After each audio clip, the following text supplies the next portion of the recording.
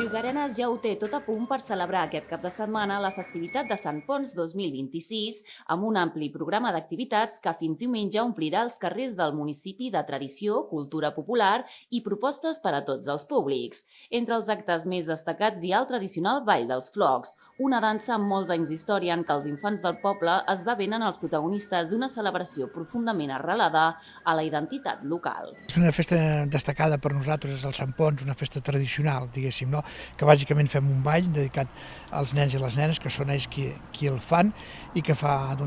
gairebé un segle que es fa, i bé, aquest any el tornarem a fer, farem el tradicional Ball dels Flocs i després la Rua el diumenge. Hi haurà també la cercavila de gegants que anirà fins a la plaça Pau Casals i després allà hi haurà un vermut popular i farem la presentació dels balladors i les balladores i a la tarda ja es farà el ball. Fem una exposició, un recull de fotografies que ens ha fet arribar la gent, de fotografies antigues que mostren ja quan aquest ball es feia aquí a la plaça de la Vila i en altres espais que s'havia fet. Hi ha tot un recull de fotografies molt antigues de quan va començar el Sant Ponç, no? I després continuarem amb el tradicional benedicció de les herbes remelleres el dissabte, després començarà el gran recapte que continuarà el diumenge